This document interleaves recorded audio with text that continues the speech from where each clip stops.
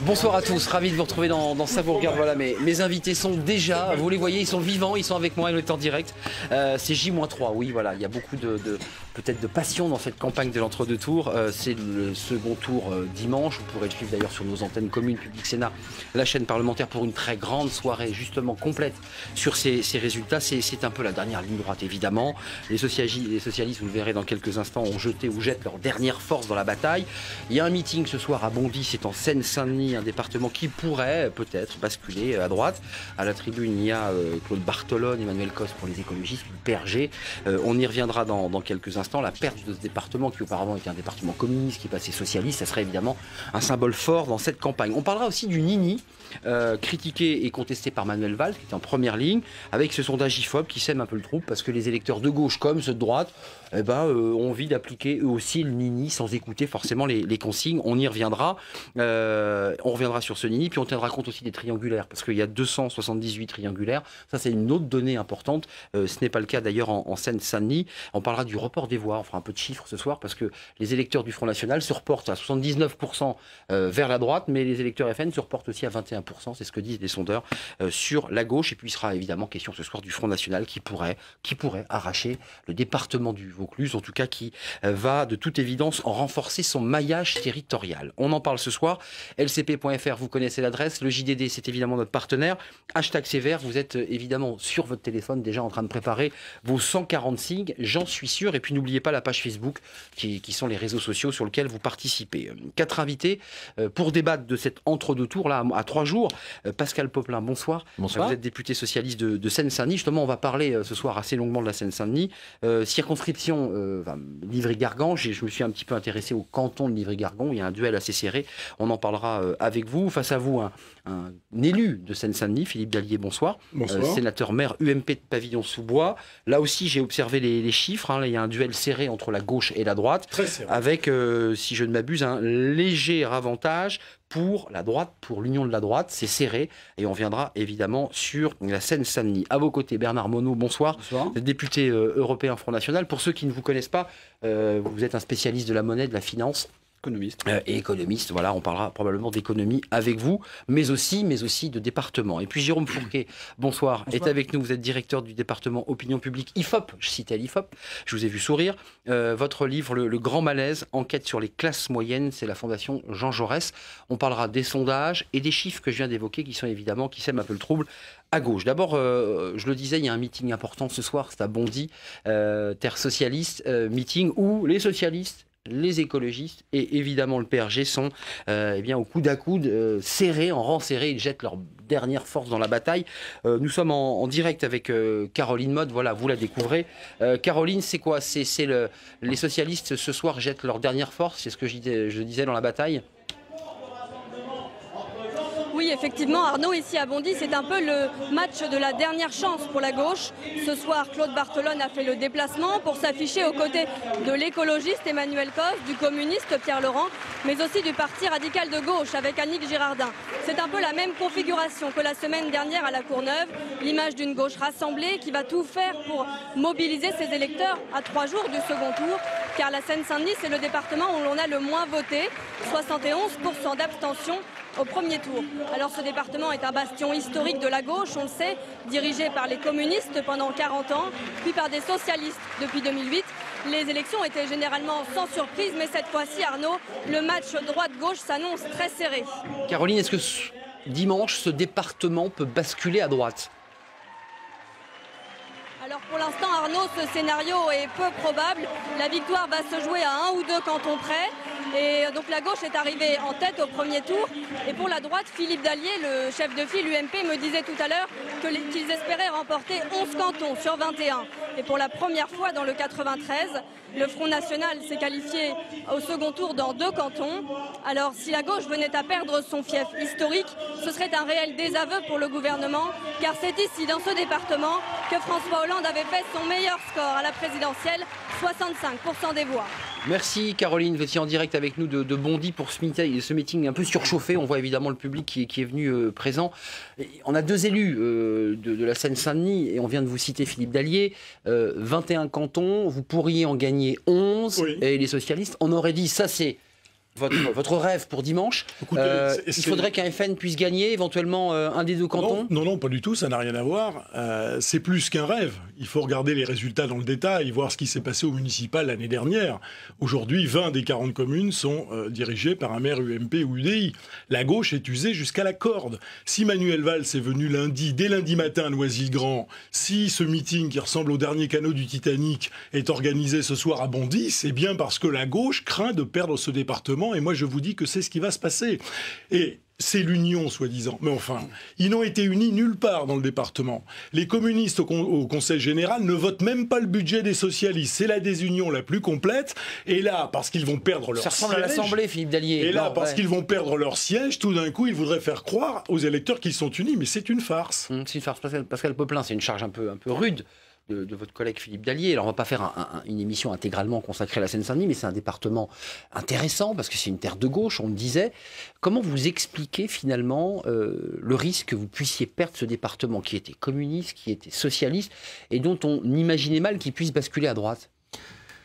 Nous sommes dans une élection locale où très souvent, on l'a observé ailleurs, en d'autres temps et avec d'autres gouvernements, les électrices et les électeurs ne répondent pas forcément toujours à la question qui leur est posée, à savoir quelle majorité voulez-vous au niveau local, mais veulent sanctionner un gouvernement, quel qu'il soit, parce que ce gouvernement n'a pas été assez rapidement dans leurs attentes. Donc c'est vrai qu'il y a une réalité qui est celle du désarroi d'un certain nombre d'électrices et d'électeurs sanctions nationales de gauche qui vont toucher... et qui, effectivement... hésite à se rendre aux urnes, parce que vous avez cité le taux d'abstention, il est important, le plus important, il est traditionnellement plus important en Seine-Saint-Denis, il est de toute façon extrêmement important au plan national.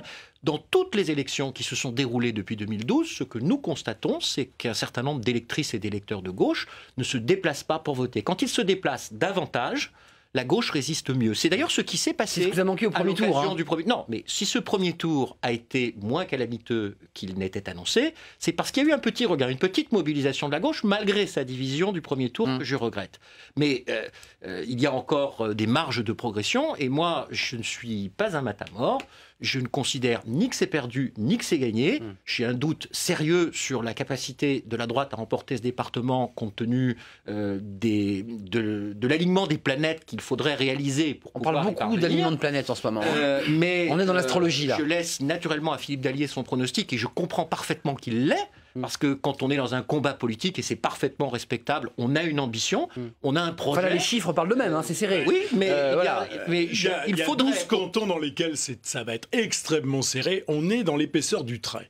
Et ça, je crois que tout le monde peut le reconnaître. Non, on est dans l'épaisseur du trait. Donc c'est un duel. duel. Y a une mobilisation, et je compte. On est dans l'épaisseur du trait pour que vous puissiez l'emporter. Et je compte dessus, effectivement, sur une mobilisation de notre électorat, parce que par rapport au municipal de l'an dernier, on voit bien que même dans ma commune, qui a très bien voté, il y a encore une marge de progression certaine. Bon. Tout va dépendre, et peut-être que les sondeurs vont nous dire qui profitera d'un éventuel regain de mobilisation. Et Bernard Monod qui est avec nous. Je pense que chacun, naturellement, souhaite mobiliser ses électrices. Enfin, c'est un peu le meeting de la dernière chance, c'est ce qu'on n'arrête pas d'entendre. Mais il y a, du point de vue de la mobilisation, plus de réserve de mobilisation sur un électorat de gauche qui ne s'est pas déplacé dans un département. Et c'est ce que vous cherchez ce soir d'ailleurs. De gauche.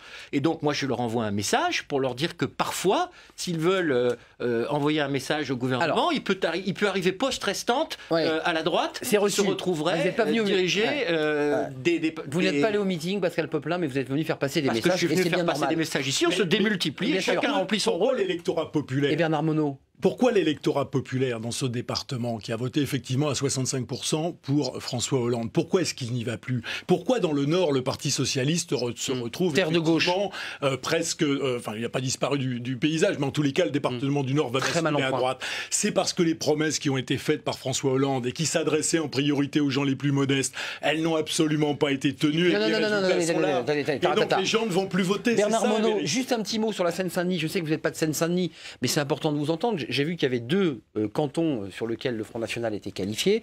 Est-ce que vous dites ce soir, on peut aussi jouer les arbitres si l'un des deux cantons est gagné par le Front National? C'est vrai que ça change la donne et ça va compliquer le débat au troisième tour, parce qu'on parlera aussi du troisième tour, qui est un autre enjeu important. Il faut trouver une majorité pour élire un président. Est-ce que ce soir, vous avez des indices sur ces deux cantons en Seine-Saint-Denis?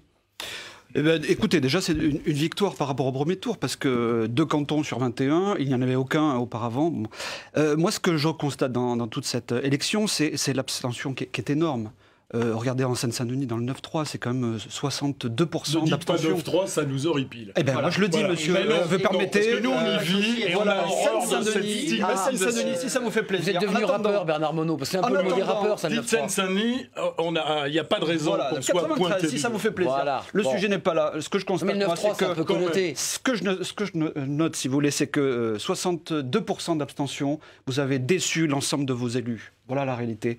Et là, je constate qu'il y a un combat de coq entre vous pour sauver vos places. C'est tout ce que je peux Mais moi, je suis pas candidat. Non, mais d'accord. Mais vous sauvez, vous sauvez vos élus, vous sauvez vos postes et vos prébendes. Moi, c'est tout ce que je constate. Donc, si vous voulez, celui qui a gagné au premier tour, c'est le premier parti de France, c'est les abstentionnistes. Voilà.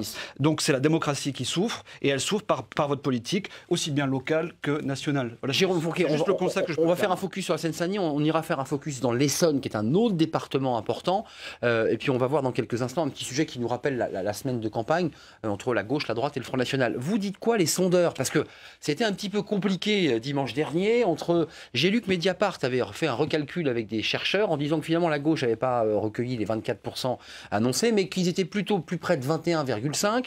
Et puis que voilà, et que l'autre gauche avait fait 10,1. On est un peu loin des chiffres encore là. Mais quelle gauche, hein? Il y a tout le débat sur la nomenclature du ministère, hein, avec un nombre important de candidats, de binômes, comme on dit, qui ont été étiquetés divers gauche, alors que ces binômes étaient par exemple composés d'élus, enfin de candidats du Front de gauche et des Verts, qui Alliance. Et donc ça a été compté ni chez les Verts ni chez les Rouges, ça a été compté en divers gauche. Et donc ensuite, quand vous faites les agrégats, bien évidemment, il y a des écarts à l'arrivée. Juste 2 remarques sur la Seine-Saint-Denis. D'abord sur l'abstention très forte dans l'électorat populaire. C'est un électorat populaire, mais en Seine-Saint-Denis, pour une bonne partie issue de l'immigration. Cet électorat-là avait massivement voté pour François Hollande. 65 dans l'ensemble du département, mais si vous focalisez uniquement sur cet électorat-là, c'était beaucoup plus, hein, de l'ordre de 85 à 90% au deuxième tour. Cet électorat-là, il a en grande partie déserté le Parti socialiste dès les municipales dernières, d'où la victoire de la droite dans un certain nombre de villes emblématiques. Je pense par exemple à Bobigny ou à Aulnay. À l'époque, beaucoup ont diagnostiqué le fait que cet électorat de confession ou de tradition musulmane avait été très heurté par la question du mariage pour tous. Quand on fait des analyses plus précises, apparemment, ça a joué, mais qu'à la marge. Ce qui a beaucoup plus joué, c'est la déception en matière économique et sociale, en disant notre pouvoir d'achat... C'est pas un problème d'identité, mais un vrai problème économique. Ça joue en partie, mais l'élément majeur, c'était le fait que le changement, c'est maintenant, ils ne l'ont pas vu, et donc ils se sont abstenus d'aller voter. Ils n'ont pas massivement choisi la droite. Hein. On regarde dans des bureaux... Mais ils ne sont pas allés voter. Ils ne sont pas allés voter, et ce différentiel de participation a fortement affaibli la gauche. On retrouve ça dans d'autres cités populaires, par exemple à Toulouse, hein, dans le quartier du Mirail ou de Rangueil, où l'électorat de gauche s'est massivement démobilisé au municipal. Le deuxième élément qu'on peut pointer sur la Seine-Saint-Denis, c'est que là où la droite peut avoir un avantage, même si sociologiquement et historiquement, ce n'est pas une terre qui lui est des plus favorables, c'est que justement le Front National ne sera peu présent au deuxième tour que dans 2 cantons, et que les enquêtes nous montrent que en cas de duel gauche-droite, eh bien, quand l'électorat Front va voter, ce qui serait le cas de 40% de cet électorat-là, hein, beaucoup resteraient à la maison, eh bien, ceux qui vont voter choisissent massivement la droite, ce qui permet à celle-ci, en moyenne, si l'on croit nos chiffres... Donc il y a une réserve de voix. Une réserve, hein, et on l'avait vu d'ailleurs au municipal, dans certaines villes où il y avait des triangulaires, des villes... Ce qui n'est pas le cas en Seine-Saint-Denis. Voilà, des villes de gauche, quand la ville pouvait basculer, le Front National se dégonflait très fortement entre le premier et le deuxième tour par réflexe de vote utile.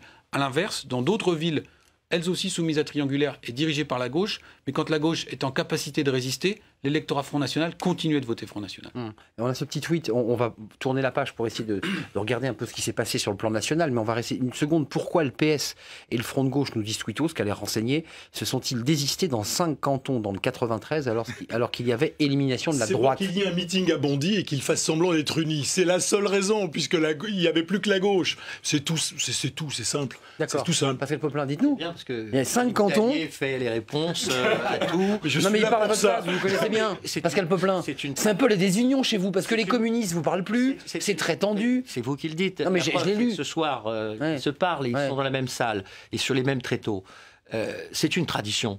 Nous considérons, et ça a toujours existé, que le candidat de gauche arrivé en tête rassemble l'ensemble de la gauche au deuxième tour. Donc vous croyez à ce C'est-à-dire sursaut? que nous ne laissons pas aux électeurs qui sont des électeurs de droite ou d'extrême droite le choix entre les différentes gauches.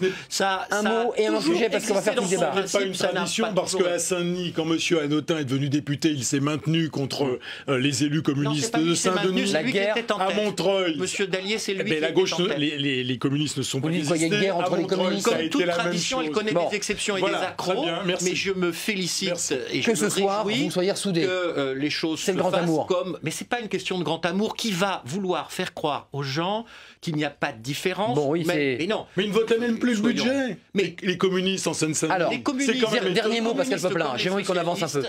Quand il y a le choix entre un candidat de gauche et un candidat de droite, et pire, un candidat d'extrême droite, ils savent ce qu'ils ont à faire. Voilà. Et les ils sont libres. responsables montrent le chemin. Bernard Monod. Juste d'un mot, parce que vous ne m'avez pas permis de le dire tout à l'heure, mais Philippe Dallier a fait le fier à bras en expliquant que nous avions tout raté et que c'est pour ça que notre électorat désertait. Notre électorat déserte, c'est une réalité. Mais en 2004 et en 2011, aux élections départementales, vous avez subi, mon cher collègue, exactement la même désillusion. Et je crois qu'à un moment donné, il faut que chacun comprenne que la direction des affaires d'un pays, c'est pas quelque chose qui se fait en un claquement de doigts et qu'on sera jugé à l'arrivée sur les résultats. Alors, les tweets sont tout petits, mais je vais les lire quand même. Les Français en ont assez des leçons venues de Paris. Voilà, ça c'est un tweetos qui doit peut-être nous parler du Cantal ou de la Corrèze. Regardez ce sujet de Céline Bittner, parce que c'est l'occasion comme ça pour ceux qui n'auraient pas eu le temps de suivre cette semaine un peu trépidante de Nicolas Sarkozy, de Manuel Valls et de Marine Le Pen, de cette semaine d'entre-deux tours où bien chacun a essayé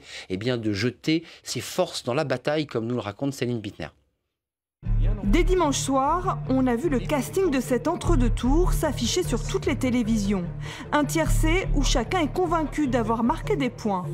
Pas question de changer sa stratégie anti-FN. Manuel Valls est reparti en campagne dès lundi matin en attaquant Nicolas Sarkozy personnellement sur sa consigne du nini. C'est une faute morale et c'est une faute politique. Quand on a à choisir entre un candidat républicain et le Front National, on n'hésite pas. Manuel Valls qui devait multiplier les déplacements dans le Gard, en Charente.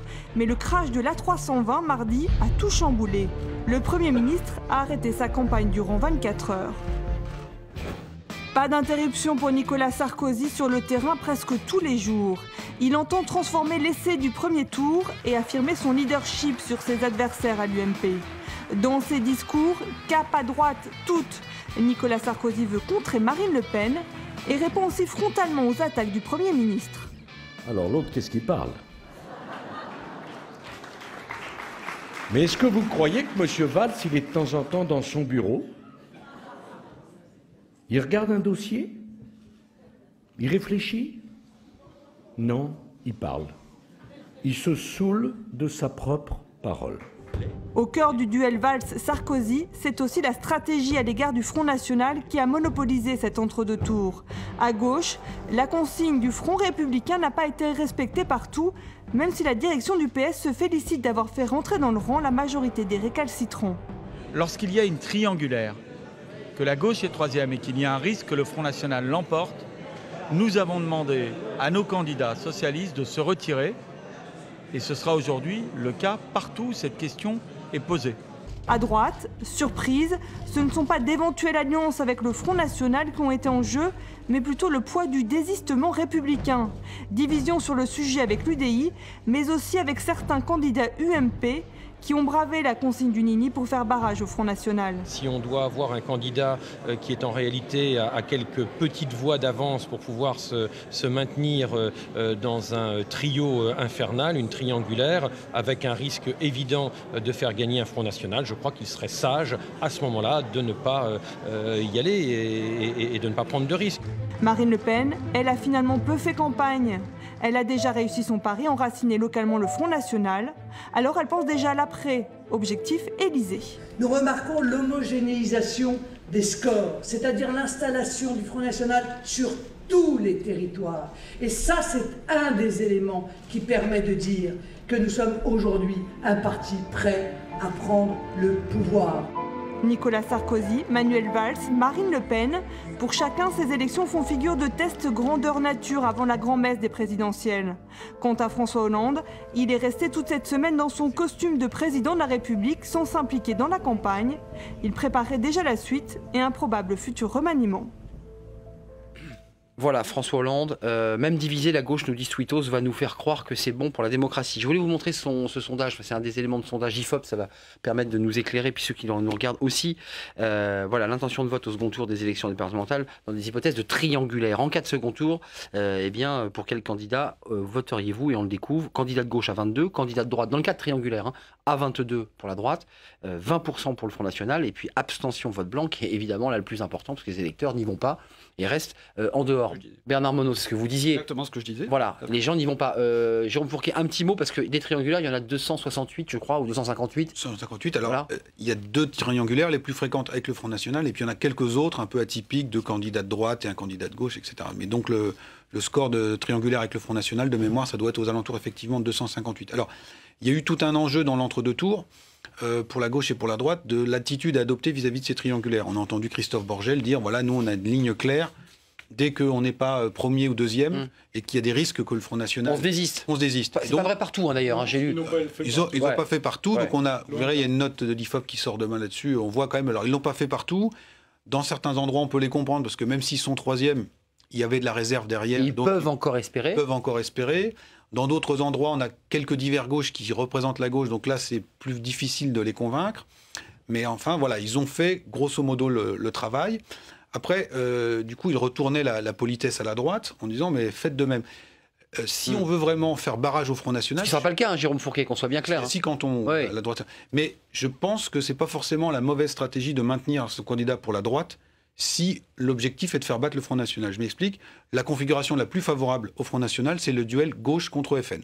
Il y a deux binômes qui ont été retirés dans l'Aisne. Et donc les triangulaires... Département sensible aussi. Les triangulaires se transforment en duel gauche-FN. Vous avez toute une partie de l'électorat de droite qui va être libérée, laissée dans la nature et qui va aller voter Front National contre la gauche. Bernard Monod, il y a un sondage, on va le commenter, mais qui disait, je crois que c'est pas l'IFOP en l'occurrence, que 47% des sympathisants de l'UMP se disaient favorables à l'idée d'alliance entre le FN et l'UMP. Est-ce que vous comptez sur ces électeurs, ces sympathisants de l'UMP, dans le cas de duel, qui viendraient vous faire gagner? Est-ce que vous y croyez? On essaie de convaincre l'ensemble des électeurs, patriotes en tout cas. Donc nous accueillons tout le monde au Front National, qu'ils viennent du PS ou de l'UMP. Je crois que les gens sont de plus en plus lucides, qu'ils votent de moins en moins pour l'UMPS justement, et que ça nous profite. Voilà, les résultats sont là.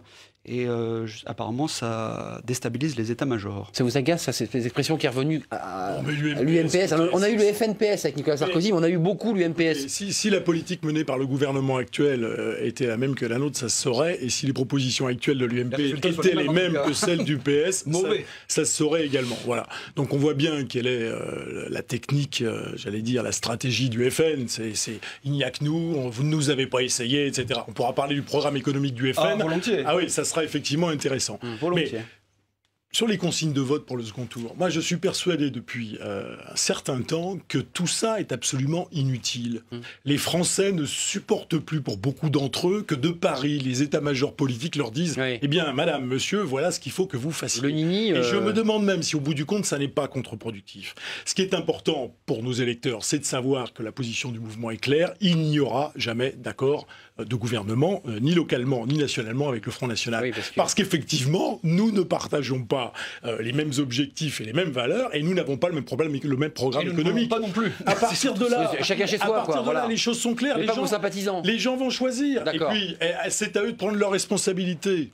Pascal Popelin, vous dites quoi? Parce que avec le peuple. Avec le peuple. Le sondage IFOP le dit, c'est 60 ou 62. Les électeurs de gauche disent attendez, nous le Nini, on l'applique aussi. On n'a pas envie qu'on nous dise Est-ce que vous entendez ça chez vos électeurs? D'abord, ce que je voudrais dire, c'est que moi, je suis un électeur patriote et que je ne voterai jamais pour le Front National. Donc vous arrachez le mot ce soir. Et monsieur, si vous voulez, en 2005, vous avez voté quoi? Et en 2008, vous avez voté quoi pour le traité de Lisbonne, monsieur? Moi, j'ai voté non au traité vous êtes constitutionnel européen. Le rare et le seul. Et ce n'est pas, de mon point de vue, un critère qui vous permette de me qualifier ou non de qualifier de patriote et de savoir si j'aime ou si je n'aime pas mon pays. Défendre la je crois que souveraineté de la cette France, monsieur, confiscation du mot patriote au profit du Front National est tout à fait insupportable pour l'ensemble des Français qui ne se reconnaissent pas dans les valeurs. Insupportable pour moi, oui, parce que je suis quelqu'un de patriote, de profondément attaché à mon pays, et que je n'admets pas vous avez fossoyé que vous qualifiez par toutes les souverainetés, encore l'année dernière. Vous dites le budget, vous c'est demain on rase gratis. Et le système, vous dites que vous n'avez jamais été au pouvoir. Vos solutions, elles ont quand même été essayées. Les valeurs que vous portiez, ça s'appelait la Révolution nationale, et c'était en 1940 en France. Maintenant, sur les, et vous savez, les aventures du courant de pensée que vous représentez, elles se commencent toujours extrêmement gentiment, démocratiquement avec le suffrage universel, progressivement, et elles se terminent toujours très mal, n'ayant pas la mémoire. Alors, moi, comme avec votre politique, monsieur. Il n'y a qu'à voir le nombre de chômeurs qui vous ont sanctionné. Le Nini, Manuel Valls a tapé sur la tête du Nini. Je vais vous dire ce que je pense. Je pense qu'effectivement, il n'y a pas de consigne électorale à donner aux électrices et aux électeurs, qui sont parfaitement libres de faire ce qu'ils souhaitent. En revanche, faute morale et politique, le Nini. En revanche, les partis politiques à qui la Constitution confère le rôle de concourir à l'expression du suffrage, ont pour moi vocation à indiquer une direction, à dire ce qu'ils feront. Et en ce qui me concerne, jamais je n'hésiterai dans un second tour où se trouverait en concurrence un candidat d'une formation républicaine dont je ne partage absolument pas l'UMP par exemple pour le programme, mais dont je considère que nous avons un socle commun de valeurs et dont l'arrivée aux responsabilités me contrarierait, mais ne me rendrait pas inquiet pour l'avenir de mon pays. Et c'est pour cela que j'ai, en 2002, pas de gaieté de cœur, mais en tout cas de raison, voté pour Jacques Chirac, parce que je ne voulais pas attendre des autres qu'ils fassent ce que je voulais Alexandre, alors attendez, Alexandre, parlez tout de suite, parce que c'est nos sentinelles, dans des débats politiques, les citoyens ont du mal à prendre leur place. Pascal Popelin. Alexandre, attendez une seconde, parce qu'on vous voit, et je vous présente à nos invités, parce que vous ne connaissez pas peut-être la formule de l'émission, mais les citoyens prennent la parole. Valls n'a parlé que de FN pendant les départementales 2015, nous disent Twittos. Ils vont avoir le Vaucluse et l'Aisne pour s'y confronter frontalement, nous disent Twittos, parce que c'est, j'imagine, peut-être un militant ou un électeur FN, l'Aisne et le Vaucluse sont des départements, on en parlera, qui sont potentiellement gagnables par le Front National. Alexandre, posez votre question, s'il vous plaît. Alors, moi, j'ai une question pour le député UMP qui est sur votre plateau et une pour le député Front National pour qu'il n'y ait pas de jaloux. Oui, il est sénateur, Alexandre, c'est un détail, mais c'est important. Sénateur, pour moi, c'est la même chose, c'est un élu et c'est ce qui compte. Voilà, mais donc, justement, pour le parlementaire sénateur UMP, Nicolas Sarkozy, pour les départementales, dit qu'il demandera à tous les titulaires des RSA d'exercer une activité au service de la collectivité. Donc moi, je vous pose la question, comment ça va se passer? Et selon lui, les droits ne doivent plus être désacquis. Alors quand j'ai entendu ça, ça m'a mis hors de moi. Sur le même sujet, pour le Front National, je repose ma question, puisque la dernière fois, M. Collard n'a pas répondu. Marine Le Pen insiste sur la fraude au RSA, en disant qu'il va y avoir beaucoup de contrôles, ça représente 60 millions d'euros. Pourquoi est-ce qu'on ne s'attaque pas aux 190 millions d'euros de travail non déclaré, ou pourquoi on ne s'attaque pas à la fraude et aux 2900 millions d'euros que la fraude fiscale représente, au lieu de s'attaquer aux pauvres et aux riches pauvres. On garde celle-ci tout de suite pour vous. Sur la première. Il faut une activité. Le RSA, on ne l'a pas comme ça. D'abord, ça nécessite de modifier la loi. Géré par les départements, il faut le dire. Oui, voilà. Les départements, si vous voulez, en matière de RSA, effectivement, ils font deux choses. Ils payent le RSA, c'est dans leur budget, mais enfin, c'est la caisse d'allocation familiale qui le fait. Et de l'autre côté, et c'est le plus important, c'est le suivi des allocataires du RSA. Et ce qu'il faut, c'est mettre en place des dispositifs de suivi qui les conduisent le plus vite possible à sortir du RSA. Et là-dessus, je pense qu'il y a de gros progrès à faire dans ce pays, et notamment dans un département comme celui de la Seine-Saint-Denis, où il y a une dizaine d'années, lorsque j'étais conseiller général, les crédits qui étaient consacrés et qui étaient sanctuarisés par l'État à la formation, effectivement, des allocataires du RMI à l'époque, ils n'étaient même jamais consommés entièrement chaque année. Donc je pense qu'il y a de gros efforts à faire. Maintenant, sur le débat qui consiste à dire... Activité. Effectivement, activité contre allocation. Écoutez, moi, je veux pas... Il ne faut pas stigmatiser les gens. Il y a certainement des gens qui fraudent au RSA et ceux-là, il faut y faire la chasse et faire en sorte de récupérer l'argent. Mais il y a des gens qui sont au RSA parce qu'ils sont effectivement dans une grande difficulté. Donc il faut accompagner les uns et puis faire la chasse aux autres. Voilà. Et moi, je ne sors pas de cette position. Ça, c'est un point important. Alexandre, vous interrogez aussi notre sentinelle citoyenne sur la question de l'assistanat, de la fraude, des aides sociales. Qu'est-ce que vous dites? Parce que là, c'est des enjeux concrets pour ceux qui vont voter dimanche. Ils vont élire des conseillers départementaux. Dans le cas de la Seine-Saint-Denis. Vous en pensez pensez quoi, vous, de cette question? Parce que le Front National est un peu ambigu. Vous êtes contre la fraude, contre l'assistanat, vous êtes où? Justement contre la fraude sociale, et ça fait partie des mauvaises... Tout le monde est contre la fraude, par définition, enfin j'espère. Parce que alors, sinon, allez-y, on peut parler, monsieur Davier? Merci beaucoup. Allez-y.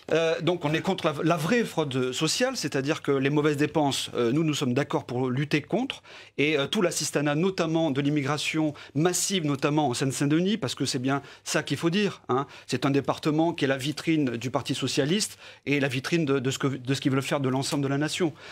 Donc c'est effectivement, monsieur, quand on voit l'ensemble des citoyens qui sont au RSA, notamment dans ce département-là, mais c'est la réalité, monsieur. Donc voilà, donc la fraude sociale, il faut s'y attaquer, mais avec des bonnes solutions et en privilégiant bien entendu d'abord les Français. Pascal Popelin, un mot, puis ensuite j'aimerais qu'on parle un peu du tripartisme, cette question qui est évoquée sur les trois partis politiques qui s'affrontent. Comment vous réagissez? Parce qu'il y a un débat sur la gestion de ces fonds et sur le suivi des allocataires. Je veux rectifier ce que disait Philippe Dallier, parce qu'il se trouve qu'à l'époque où il était conseiller général, je l'étais également, et j'étais en charge.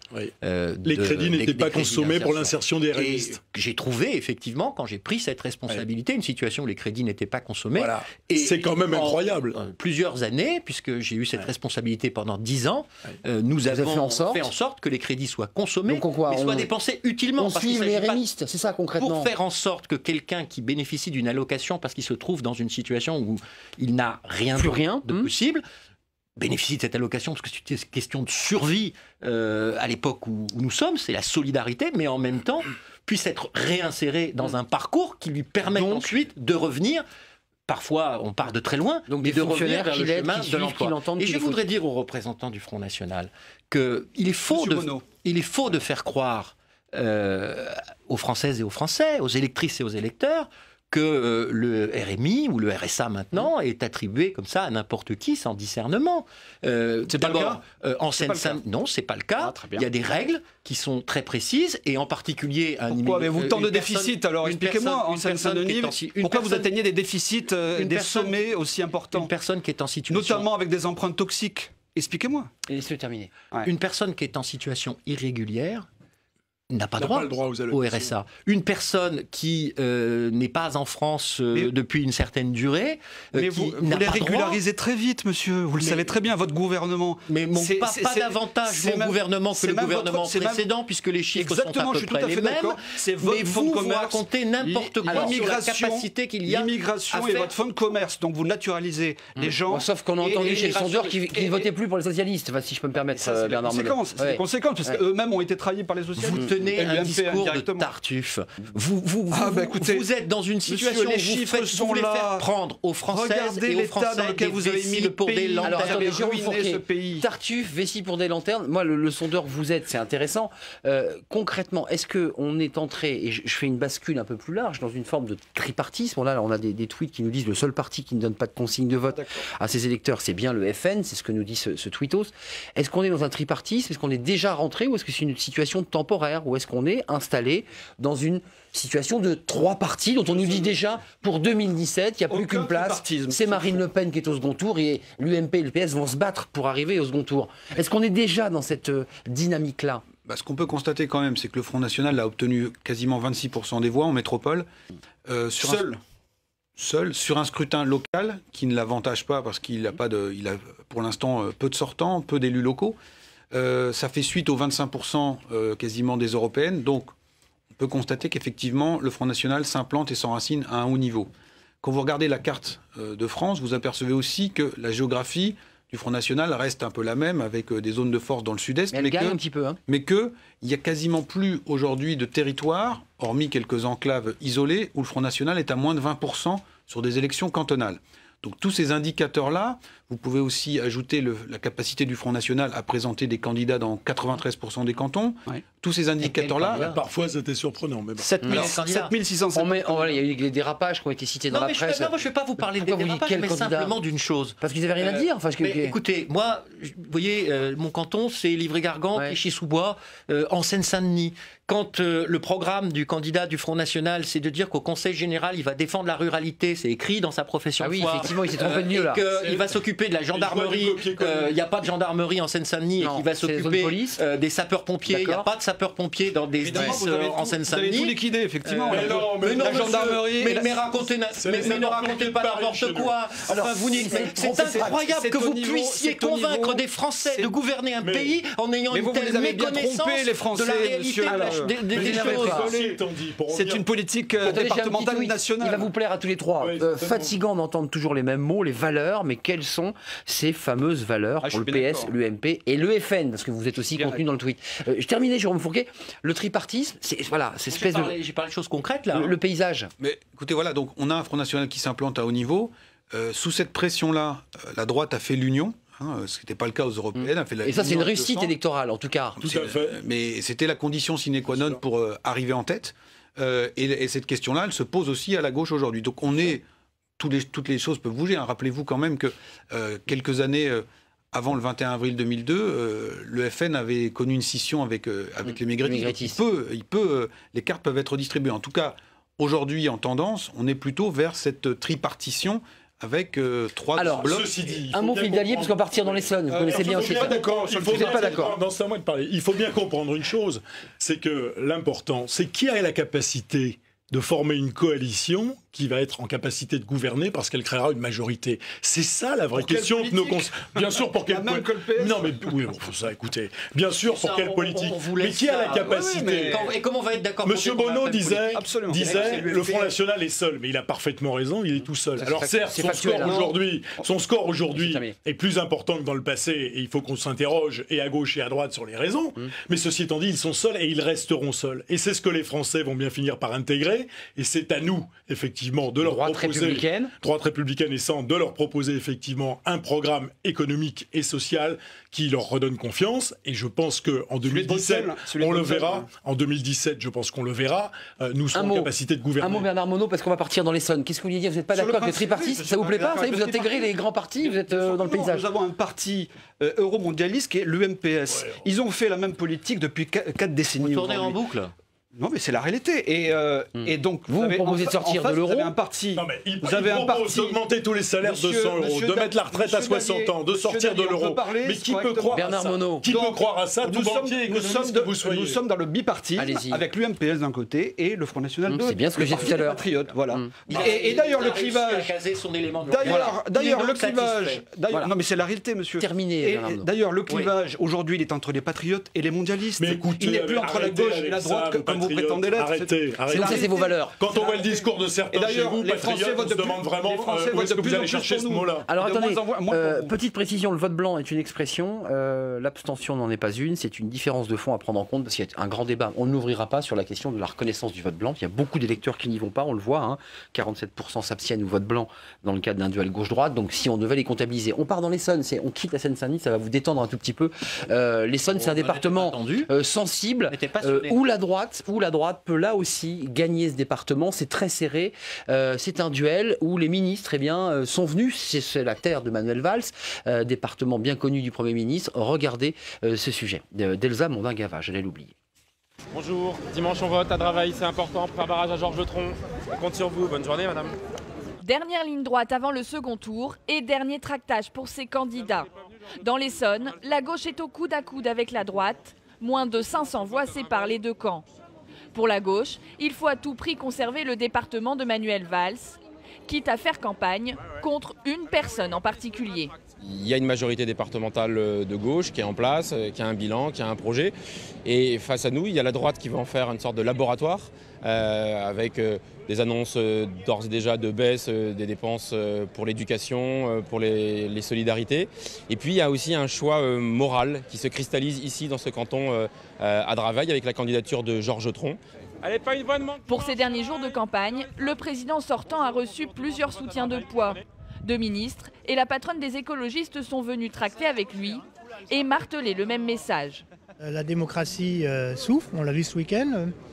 Les Français attendent des comportements différents en politique. Ils doivent savoir que dans ce département, Le patron de l'UMP, c'est quelqu'un qui est programmé pour être aux assises pour viol dans quelques semaines. Donc ils votent comme ils veulent, mais au moins ils ne pourront pas dire « Ah, on ne savait pas ». Des arguments qui rendent furieux Georges Tron.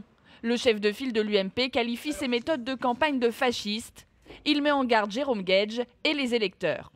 Quel que soit le résultat, je demande à chacune et à chacun de s'interroger dans le département du Premier ministre sur le fait que toute la campagne se fait sur des accusations que j'ai toujours dénoncées, sur des décisions de justice qui ne m'ont jamais déféré ni condamné, sur la base de la présomption d'innocence qui est totalement bafouée, et avec une campagne qui reprend mot pour mot sur les tracts du Parti socialiste les mots qui étaient utilisés par le beau-frère de Marine Le Pen. Avec 22,71% des suffrages, le FN se présente en arbitre de ce second tour. Ici aussi, on appelle à battre Georges Tron, mais sa chef de file refuse de résumer le scrutin à un combat pour ou contre le candidat UMP. Nous allons justement faire campagne sur le programme et pas voilà, une guerre d'ego voilà, entre M. Guedj et M. Tron. Voilà, c'est un combat de coq voilà, qui se déroule au sein du département de l'Essonne. Je crois sincèrement ça n'intéresse pas les Essonniens. Ce qui intéresse les Essonniens, justement, c'est notre programme politique. Et en tout cas, c'est grâce aussi à nos idées, à notre programme que nous allons mobiliser, je crois, le plus d'Essonniens possible. La participation pourrait faire basculer un scrutin qui s'annonce serré. Dimanche dernier, dans le département, l'abstention était de plus de 52%. Pour qu'il y ait un tout petit mot, parce qu'il nous reste peu de temps, évidemment, l'émission, si on s'arrêtait un quart d'heure par département, il nous faudrait la nuit, mais l'Essonne, là aussi, on a parlé de la Seine-Saint-Denis, c'est extrêmement serré, c'est l'épaisseur d'un trait, disait Philippe Dallier. Est-ce que pour l'Essonne, là aussi, c'est un département de gauche, traditionnellement de gauche, qui peut basculer dimanche? Là aussi, ça va être serré. Le combat se livre canton par canton. On voit qu'en plus, il y a des enjeux symboliques importants, parce qu'on a parlé de M. Tron, mais c'est aussi le département d'origine de Manuel Valls. Il y a toute une partie des familles de la gauche qui viennent de là, Jean-Luc Mélenchon, d'autres encore. Julien Drey. Donc le basculement éventuel de l'Essonne, là aussi, ce serait un coup de tonnerre, et on comprend que les deux grandes formations politiques, les trois, soient ardemment mobilisées dans cet entre-deux tours. Ça vous convient le niveau de la campagne, là, tel qu'on l'a vu dans le sujet d'Elsa Bertholomé, c'est-à-dire le fait que ce peut-être futur président du département, s'il gagne, aille aux assises, ça vous choque? Vous êtes d'accord avec ce que dit Non, mais écoutez, en droit, et heureusement que c'est comme ça dans ce pays, tant que quelqu'un n'a pas été déclaré coupable... Non, mais c'est ce que dit un ministre. Ça vous choque? Je lui laisse ses propos qui sont tout à fait à la hauteur de l'enjeu départemental. Heureusement, dans ce pays, tant que quelqu'un n'a pas été déclaré coupable, il est considéré comme innocent. C'est ce que dit d'ailleurs Georges Tron. Donc c'est ce qu'il dit, et il a raison de le dire, et nous verrons. Ça vous choque ce que dit Je ne jamais à ce genre de commentaire. Non, mais c'est un ministre, il est en campagne, il dit attendez. Il y a suffisamment. Après, je peux savoir ce que c'est qu'une campagne, la dureté d'une campagne, la fatigue d'une campagne, parfois aussi en face. C'est pas toujours la grande tendresse, mais je crois qu'il y a suffisamment à dire sur le travail qu'on a fait, le bilan, son parcours, ce qui est d'ailleurs. Parler des candidats du Front National, des candidats qu'on n'a jamais vus, qu'on ne voit pas, qui n'habitent pas là où ils se présentent, c'est quand même quelque chose qui devrait à un moment donné mettre la puce à l'oreille des électrices et des électeurs. Au-delà de la qualité du candidat, vraiment très bas. Le niveau était bas. Celui de monsieur. Celui de monsieur, parce que je je ne les ai pas croisés. Vous non plus du tout. On n'a eu aucun débat dans cette campagne sur le fond des choses. Voilà, sur les programmes, sur les idées, etc. Pour avoir un débat, cher monsieur, il faut avoir en face des contradicteurs. Quand vous avez des candidats qui ne se montrent pas, on l'a beaucoup lu, ça, Bernard Monod. Des candidats un peu fragiles, des candidats. Des propositions sur la ruralité, la gendarmerie et les pompiers. On va sur une marque. Répéter en boucle comme ça. Ils utilisent les matériels types qui sont faits. Oui, et alors c'est pas un département. La Seine-Saint-Denis, c'est pas un département, puisque vous, en fait, il n'a pas ces compétences-là. Vous devriez le savoir. Vous êtes les deux partis. C'est étonnant. Vous êtes le parti qui veut fossoyer les départements. Nous sommes le seul parti à vouloir défendre les départements. D'accord, momentanément, jusqu'à ce que Bruxelles donne de nouvelles consignes en 2015, 2016, 2017, de faire disparaître complètement les départements. C'est ça la réalité. C'est ce que ne vous disent pas les deux candidats ce soir sur ce La vérité, c'est qu'il faut faire des réformes et réformer les collectivités locales et faire disparaître un niveau. La question, c'est lequel. Et ça, personne n'a le courage de le faire. Moi, je le dis depuis longtemps. Les départements sont sauvés. Nous sommes pour le triptyque État. En province, les départements ont une utilité, notamment dans des grandes régions. Pas dans les Chez nous, il faut faire la métropole du Grand Paris. bien évident que le département de la Seine-Saint-Denis, il a vocation à disparaître. Vous me faites peur, vous êtes en train de nous dire que ceux qui vont venir dimanche votent pour pas grand-chose. Pas du tout. Pas du tout. Non, mais je comprends pas. Écoutez, les choses vont se faire progressivement. C'est exactement ce que je disais. Je partage, et nous sommes l'un et l'autre, nous avons une position dont nous avons du mal à convaincre dans nos formations politiques respectives sur ce sujet. Sauver les départements. Franchement, les départements, ils ont de toute façon une existence. C'est pas Emmanuel Valls en 2014, il fallait les supprimer. Mais moi, je suis de cet avis-là. Simplement, de 2015 à 2021, il va y avoir des départements avec les compétences qui sont celles des départements que nous connaissons, et à partir de ce moment-là, on a vocation à s'intéresser. Vous savez, dans une commune, il y a, moi et ma commune, 42 000 habitants, à peine 100 millions d'euros de budget. Le département de la Seine-Saint-Denis, 2,1 milliards. Ça mérite quand même dimanche d'aller passer 5 minutes pour voter. Merci à vous quatre. On avait un tweet sur les ministres en campagne, mais je ne pourrais pas vous le lire parce qu'on n'a plus le temps. Je remercie Jérôme Fourquet. Il y a une étude, donc vous l'annonciez, de l'IFOP qui sort demain. Donc il faut aller sur le site et elle va sortir, j'imagine, dans la presse. Si vous voulez en savoir plus, il faut évidemment ouvrir votre poste à partir de 19h45 sur LCP Public Sénat pour suivre les élections. Je remercie Philippe Dallier, qui est sénateur UMP de Seine-Saint-Denis de Pavillon-sous-Bois. Merci à Bernard Monod, député européen FN. Et merci à Philippe Poplin, Pascal Poplin, parce que c'est Philippe Dallier et Pascal Poplin, et vous êtes député socialiste de Seine-Saint-Denis. Et j'ai parlé de Livry-Gargan, puisqu'il y a une bataille sur votre commune de Livry-Gargan. Voilà, merci de nous avoir suivis, merci à nos sentinelles, merci à Alexandre, merci à tous ceux qui nous suivent et qui tweetent, parce qu'il y a eu beaucoup de tweets ce soir. Et puis demain, on parle de l'Iran. On va quitter les élections, on parle de l'Iran et de la négociation très sensible sur le nucléaire iranien. Il y a une très forte tension, ça se passe à Lausanne, on a une délégation française, et ça se passe pas forcément très bien avec les Américains, et on en débattra sur ce plateau. Je serai là, bonne soirée, à demain.